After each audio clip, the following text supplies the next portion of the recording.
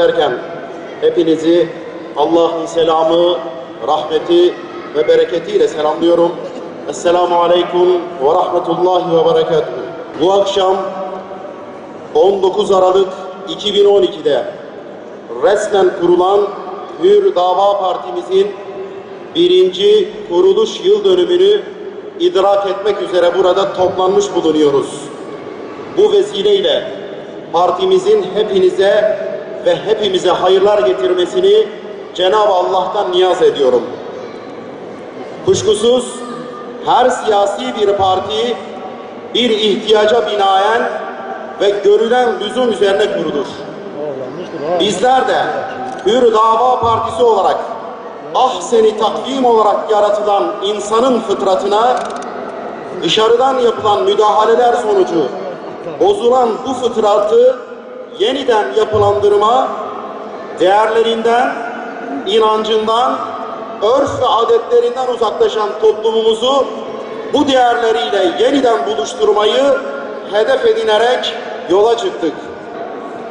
Batı, İslam'la olan savaşını sürdürürken 1948 yılında İslam coğrafyasının kalbinin tam ortasına bir hançer saplarken bizler Batı'nın kuyruğu olduk.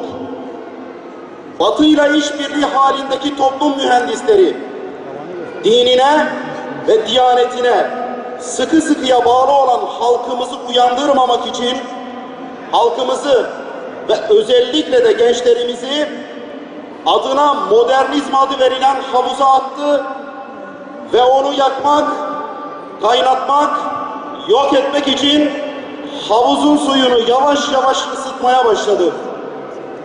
Tehlikenin farkına varıp buna karşı çıkanları dar ağaçlarında sallandırdı.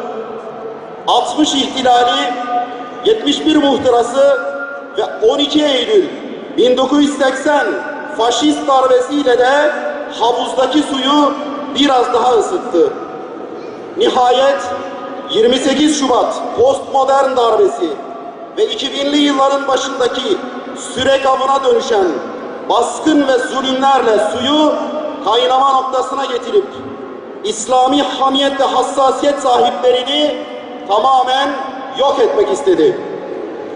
Bu sürecin sonunda ve şu an itibariyle gelmiş olduğumuz aşamada fesat çoğaldı, ifsat kurumsallaştı, günahlar estetize edildi, ahlaksızlık ve imansızlık cazip hale getirildi.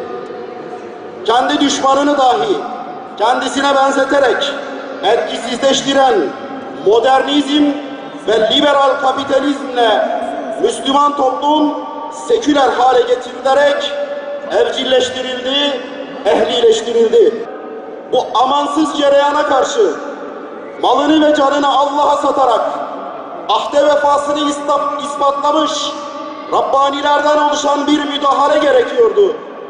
İşte bu müdahalenin adı Hüdapar'dır.